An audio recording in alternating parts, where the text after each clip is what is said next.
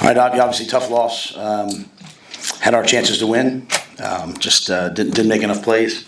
Didn't play well enough defensively, and then couldn't make the plays at the end offensively to win the game in overtime. So disappointing, and something that we certainly have to learn from. So I'll take your questions.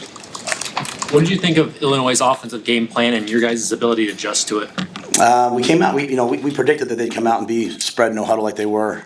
In the second half, they really for a long time it was only, I think at halftime they had 31 yards rushing. I think in the second half they ran for over 100 yards. So they just kind of did what they did last week. Well, we didn't seem to be the more physical team. We did win the turnover battle today. The defense took the ball away twice, but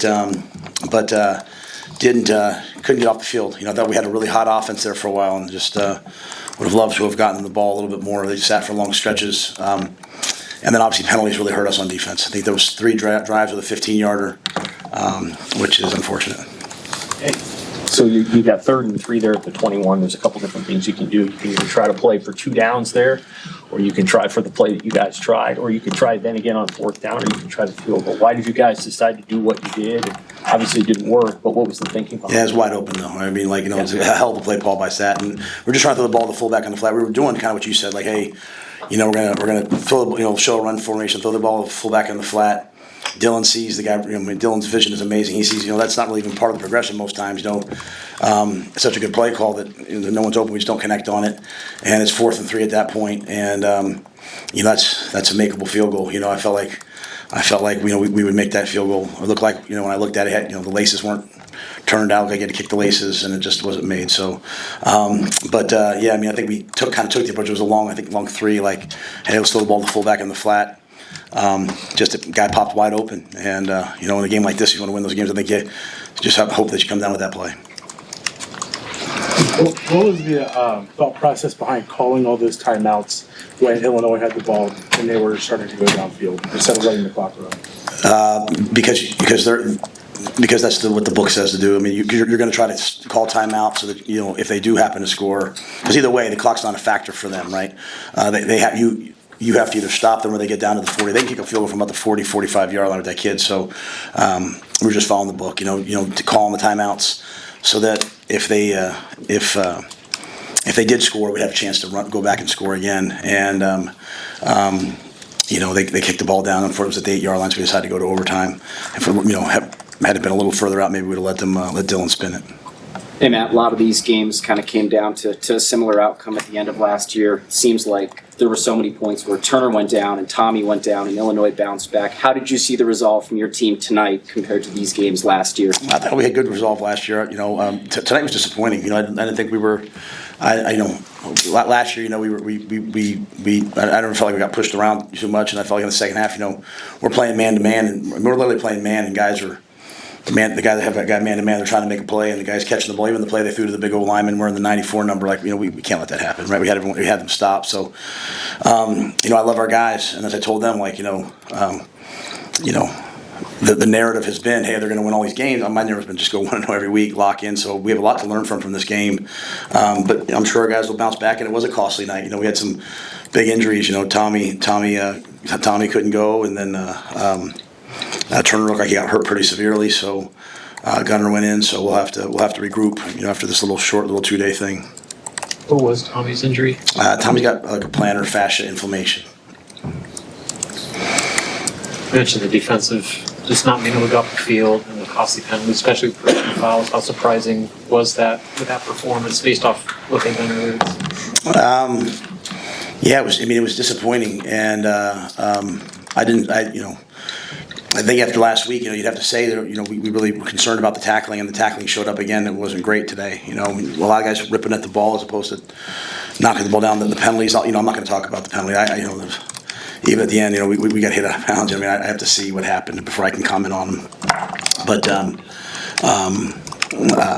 we hurt ourselves, in a day where we needed somebody to make a play, and we made a play. Keese knocked the ball out, or I think that was Keese that knocked the ball out. We recovered it. We go down. We have a chance to win the game and end the game.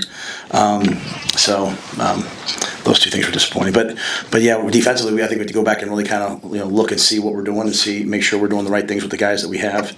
When people they spread us out like Colorado did, but the difference was they were able to run the ball in those sets, whereas Colorado didn't run the ball.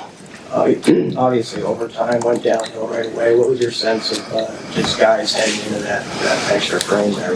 Yeah, I mean, Dylan was like, hey, we were gonna take a shot the first play, and we false started. So it kind of just, we false started, and then took a sack, and then even on the last one we missed a blitz pick, we missed a protection, we had an MA. So the moment he showed up and we didn't make the plays you have to make to win those games. I mean, even the ball that they called a touchdown that was ended up being an interception. We had a lot of opportunities to win the game, and so we're not a bad football team. That's a good football team. That's a ranked team, and we had all of our we had the chances we had to win. So there's some things we have to correct, and getting those moments we have to kind of go make those plays. Make those plays. I thought Sack called an excellent game. We had lots of chances, and I think defensively we have to go back and kind of look and see, hey, are we doing the right things? What do you think about Dylan's interception? Thoughts on that play? I'm sorry. What do you think about Dylan's interception? Just what happened on that play to One to Naylor? Yeah. Yeah, I mean, he put it in his hands. I mean, that's two interceptions Dylan has in the year that I think he's dropped dimes in there on, really. So, we had the one ball, he threw the fade to Naylor in the end zone that, I asked why it wasn't defensive pass interference. He said, hey, you're not going back into him enough. So we really try to emphasize that in the second half, and we made some plays on some deep balls. But that went down the sideline. I mean, we ran right by him, laid it out there. I thought Dylan was superb in many, many ways tonight. So we had a chance to make a play. At the end of the day, the way I look at games like this is, you're calling plays on offense, defense, and special teams, giving the guys a chance to go make a play, and they made a lot of plays tonight. Problem is, Illinois made a lot of plays, and we hurt ourselves with some crucial penalties, and so that was a tough play. But we bounced back, we scored the next drive, and just kind of coming down the end, we just needed to make one more play in the fourth quarter. I know that's we've heard that a lot, right? But that's where we are. You talked about stopping the run. Do you have any concern at this point about how much you guys are running it or how well you're running it? On offense? Yeah, I don't think the offense was much of an issue. I think they were loading up the box. They couldn't. I didn't feel like they could cover us, and so I think really the issue was, again, kind of like last week, we didn't get the ball. So even on that last drive, we were kind of pounded away, and then just unfortunately didn't hit on that last play. But I think the way Illinois plays, they put everyone in the box. When we did run the ball, I thought we were efficient.